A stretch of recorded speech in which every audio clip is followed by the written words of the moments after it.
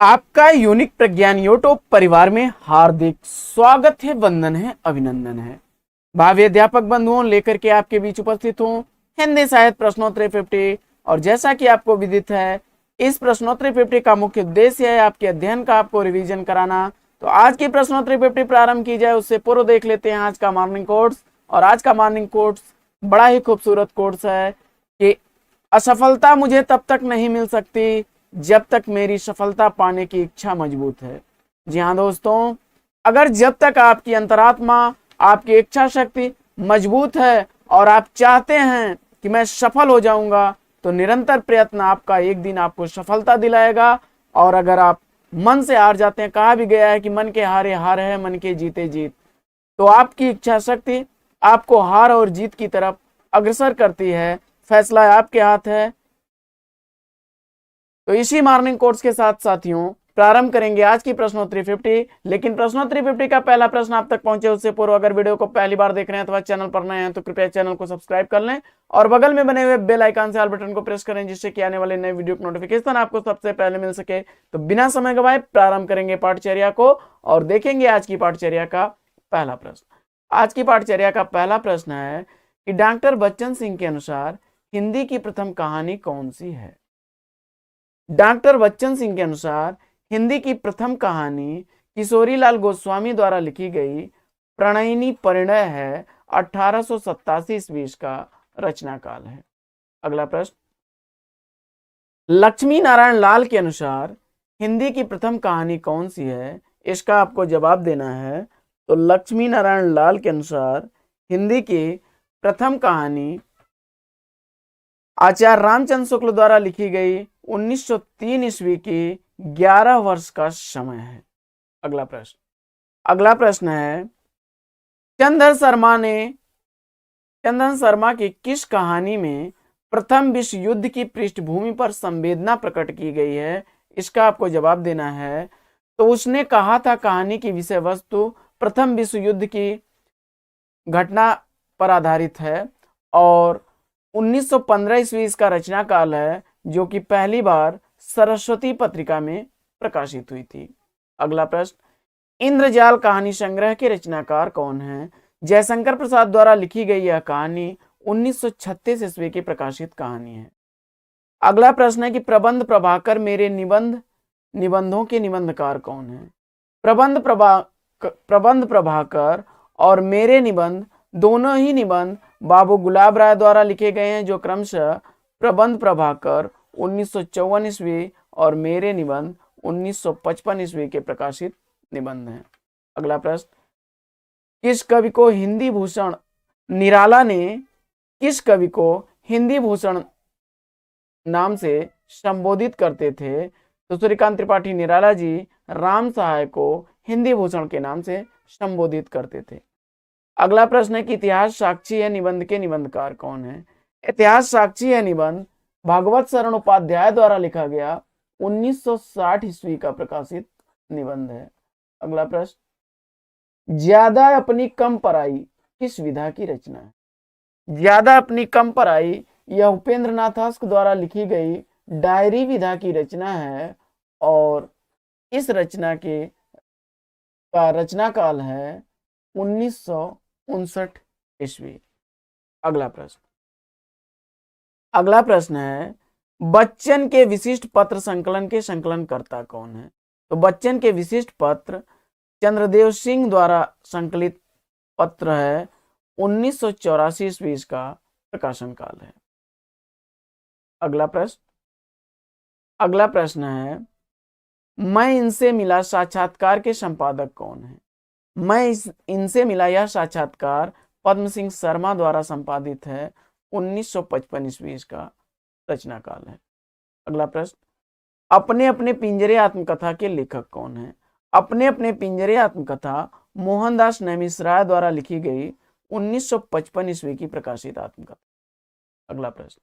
अगला प्रश्न है कि जीवन चक्र आत्मकथा के रचनाकार कौन है। जीवन चक्र आत्मकथा गंगा प्रसाद उपाध्याय द्वारा लिखी गई 1954 ईस्वी की प्रकाशित आत्मकथा है। अगला प्रश्न, जाति एक विमर्श आलोचना कृति के रचनाकार कौन है।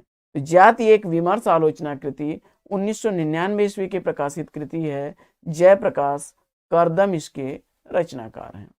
अगला प्रश्न, लौटती लहरों की बांसुरी उपन्यास के उपन्यासकार कौन हैं? लौटती लहरों की बांसुरी उपन्यास भारत भूषण अग्रवाल द्वारा लिखा गया 1964 ईस्वी का प्रकाशित उपन्यास। अगला प्रश्न, जय भारत और विष्णु प्रिया काव्य कृतियों के रचनाकार कौन हैं? जय भारत और विष्णु प्रिया काव्य कृतियां मैथिली शरण गुप्त द्वारा लिखी गई हैं। 1952 ईस्वी का रचनाकाल है जय भारत का और विष्णु प्रिया का 1957 ईस्वी। अगला प्रश्न है कि मैथिली शरण गुप्त को सामंजस्यवादी कवि किसने कहा है? मैथिली शरण गुप्त को सामंजस्यवादी कवि कहने वाले हैं आचार्य रामचंद्र शुक्ल जी। अगला प्रश्न है कि मैथिली शरण गुप्त की किस कृति को डॉक्टर नगेंद्र ने जनवादी काव्य कहा है? तो डॉक्टर नगेंद्र ने मैथिली शरण गुप्त के साकेत को जनवादी काव्य कहा है। अगला प्रश्न, कृष्णायन महाकाव्य के रचनाकार कौन है? कृष्णायन महाकाव्य द्वारिका प्रसाद मिश्र द्वारा लिखा गया 1943 ईस्वी का प्रकाशित महाकाव्य है। अगला प्रश्न है कि पारिजात में सर्गों की संख्या कितनी है? तो अयोध्या सिंह उपाध्याय हरिऔध द्वारा लिखा गया पारिजात 1937 ईस्वी का प्रकाशित ग्रंथ है जिसमें 15 सर्ग हैं। अगला प्रश्न, सर्वप्रथम हिंदी की विशुद्ध नीति काव्य रचना करने वाले रचनाकार कौन है? सर्वप्रथम हिंदी में विशुद्ध नीति काव्य लिखने वाले हैं पद्मनाभ, जिनकी कृति है डूंगर बावनी, 53-56 इसमें हैं और 1486 ईस्वी का रचनाकाल है। अगला प्रश्न, विजयपाल रासो के रचनाकार कौन? विजयपाल रासो नल सिंह द्वारा लिखी गई कृति 1543 ईस्वी की प्रकाशित कृति है। अगला प्रश्न है कि वियोग हरि ने नंददास की रचना को हिंदी गीत का गोविंद कहा है। वियोग हरि ने नंददास की किस रचना को हिंदी का गीत गोविंद कहा है? इसका आपको जवाब बताना है। इसका राइट आंसर हो जाएगा रास पंचा है। अगला प्रश्न है कि सूर सागर को गीत काव्यात्मक मनोरागों पर आधारित विशाल महाकाव्य किसने कहा है? यानी सूर सागर को गीत काव्यात्मक मनोरागों पर आधारित विशाल महाकाव्य कहने वाले कौन हैं? तो जवाब हो जाएगा आचार्य हजारी प्रसाद द्विवेदी। अगला है कि विज्ञान गीता और जहांगीर जस चंद्रिका कृति के रचनाकार कौन? तो विज्ञान गीता और जहांगीर जस चंद्रिका दोनों ही कृतियां केशव दास की हैं, जिसमें विज्ञान गीता का रचनाकाल 1610 ईस्वी और जहांगीर जस चंद्रिका का 1612 ईस्वी। अगला प्रश्न है कि तुलसीदास को उत्प्रेक्षाओं का बादशाह किसने कहा है? तो तुलसीदास जी को बादशाहों का उत्प्रेक्षाओं का बादशाह कहने वाले हैं डॉक्टर उदय खान सिंह। संस्कृत के किस कवि के लिए घंटा विशेषण का प्रयोग हुआ है? संस्कृत के किस कवि को घंटा विशेषण से? तो जवाब हो जाएगा माघ। अगला प्रश्न है कि मुक्ति मार्ग कागज के फूल काव्य कृति के रचयिता कौन है? कागज के फूल, मुक्ति मार्ग दोनों ही काव्य कृतियां भारत भूषण अग्रवाल जी की हैं। मुक्ति मार्ग 1947 ईस्वी की प्रकाशित रचना है, वहीं कागज के फूल 1963 ईस्वी की प्रकाशित रचना है। प्रश्न संख्या 28 है, बुनी हुई रस्सी काव्य कृति के लिए 1972 ईस्वी में भवानी प्रसाद मिश्र को कौन सा पुरस्कार दिया गया? बुनी हुई रस्सी काव्य कृति के लिए 1972 ईस्वी में भवानी प्रसाद मिश्र को कौन सा पुरस्कार दिया गया? साहित्य अकादमी पुरस्कार। इस प्रश्न का जवाब बता करके आपने बिल्कुल सही उत्तर दिया है। अगला प्रश्न है कि रानी केतकी की कहानी को किस अन्य नाम से जाना जाता है? यानी रानी केतकी की कहानी का दूसरा नाम क्या है? उदय भानचरित बता करके आपने बिल्कुल सही जवाब दिया। इंशाअल्लाह खां द्वारा लिखी गई यह कहानी उदय भानचरित नाम से भी जानी जाती है। अधूरी चीजें तमाम, यह जो हरा है, काव्य कृति के रचनाकार कौन है? अधूरी चीजें तमाम, यह जो हरा है, यह काव्य रचना प्रयाग शुक्ल की है। 1987 ईस्वी इस रचना का प्रकाशन वर्ष है अधूरी चीजें तमाम का। वहीं यह जो हरा है 1990 ईस्वी की प्रकाशित रचना है। अगला प्रश्न है कि इतिहास साक्षी है निबंध के निबंधकार कौन है? इतिहास साक्षी है यह निबंध भागवत शरण उपाध्याय द्वारा लिखा गया निबंध है। 1960 ईस्वी इस निबंध का प्रकाशन वर्ष है। अगला प्रश्न है कि देहात से हटकर तीसरा अंधेरा काव्य कृति के रचनाकार कौन है? तो देहात से हटकर तीसरा अंधेरा दोनों ही रचनाएं कैलाश वाजपेयी जी की काव्य रचना है। देहात से हटकर 1968 ईस्वी की और तीसरा अंधेरा 1962 ईस्वी की प्रकाशित काव्य रचना है। अगला प्रश्न है कि मानव मूल्य और साहित्य आलोचना कृति के लेखक कौन है? मानव मूल्य और साहित्य आलोचनात्मक ग्रंथ लिखा गया है धर्मवीर भारती द्वारा। 1999 ईस्वी इसका प्रकाशन वर्ष है। अगला प्रश्न है कि प्रार्थना पुरुष खंड काव्य के लेखक कौन है? प्रार्थना पुरुष खंड काव्य नरेश मेहता द्वारा लिखा गया 1985 ईस्वी का प्रकाशित खंड काव्य है। अगला प्रश्न है कि नई समीक्षा नए संदर्भ आलोचनात्मक कृति के लेखक कौन है? नई समीक्षा नए संदर्भ आलोचनात्मक रचना डॉक्टर नगेंद्र की रचना है।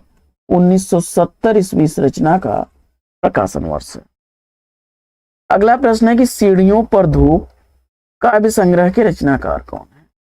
सीढ़ियों पर धूप काव्य संग्रह रघुवीर सहाय द्वारा लिखा गया है।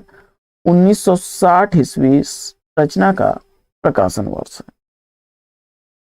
अगला प्रश्न है कि नए पुराने झरोखे टूटी छूटी कड़ियां निबंध के लेखक कौन है? नए पुराने झरोखे टूटी छूटी कड़ियां निबंध हरिवंश राय बच्चन द्वारा लिखा गया है। नए पुराने झरोखे 1962 ईस्वी का, वहीं टूटी छूटी कड़ियां 1973 ईस्वी का प्रकाशित निबंध है। अगला प्रश्न है कि जिंदगी नामा उपन्यास की लेखिका कौन है? जिंदगी नामा उपन्यास की लेखिका कृष्णा सोबती हैं। 1979 ईस्वी का प्रकाशन वर्ष है। अगला प्रश्न है कि जैन साहित्य में सर्वश्रेष्ठ रहस्यवादी कवि किसे कहा जाता है? जैन साहित्य में सर्वश्रेष्ठ रहस्यवादी कवि मुनिराम सिंह को कहा जाता है। अगला प्रश्न है कि बादशाह गुलाम बेगम नाटक के नाटककार कौन है? बादशाह गुलाम बेगम नाटक गिरिराज किशोर द्वारा लिखा गया नाटक है। 1979 ईस्वी इस नाटक का प्रकाशन वर्ष है। अगला प्रश्न है कि मध्य एशिया का इतिहास ग्रंथ के लेखक कौन है? मध्य एशिया का इतिहास ग्रंथ राहुल सांकृत्यायन द्वारा लिखा गया है। 1958 ईस्वी का प्रकाशन वर्ष है। 1958 ईस्वी में इसे साहित्य अकादमी पुरस्कार से सम्मानित किया गया था इस रचना को। अगला प्रश्न, आलोचना के हाशिए कृति के लेखक कौन है? आलोचना के हाशिए विश्वनाथ प्रसाद तिवारी की रचना है। अगला प्रश्न है कि मगध गरुण किसने देखा काव्य कृति के रचनाकार कौन है? मगध और गरुण किसने देखा दोनों ही रचनाएं श्रीकांत वर्मा जी की रचनाएं हैं। मगध का प्रकाशन वर्ष 1983 ईस्वी है। गरुण का प्रकाशन वर्ष 1986 ईस्वी। आगे बढ़ते हैं और अगला प्रश्न है कि लखन सेन पद्मावती काव्य के लेखक कौन है? लखन सेन पद्मावती काव्य कृति दामोदर कवि की रचना है।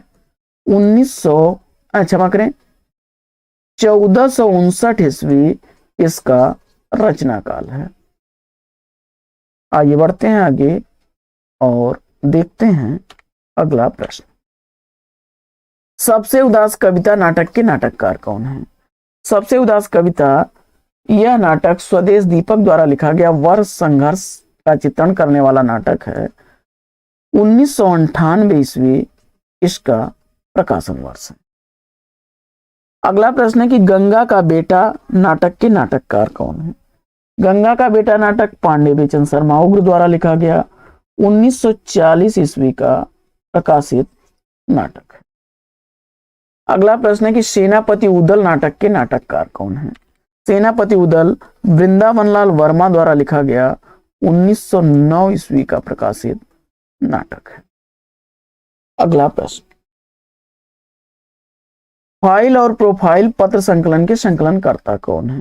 फाइल और प्रोफाइल पत्र संकलन पांडे बेचन शर्मा उग्र जी का है। 1959 ईस्वी का प्रकाशन वर्ष है। बहती गंगा उपन्यास के उपन्यासकार कौन है? बहती गंगा उपन्यास शिव प्रसाद मिश्र द्वारा लिखा गया 1952 ईस्वी का प्रकाशित उपन्यास है। अगला प्रश्न है कि कौन सी जमीन अपनी कहानी के कहानीकार कौन है? कौन सी जमीन अपनी कहानी सुधा ओम ढींगरा की है? तो साथियों, आज की यह पाठचर्या आपको कैसी लगी कमेंट्स करके जरूर बताइएगा। आज की इस पाठचर्या में लेते हैं यहीं पर विराम, फिर मिलेंगे आपसे अगले वीडियो में एक नए प्रश्न, एक नया टॉपिक, एक नए अंदाज में। तब तक के लिए लेंगे आपसे विदा। आपका जीवन मंगलमय हो। बेस्ट विशेष बेस्ट आप लग। जय हिंद साथियों।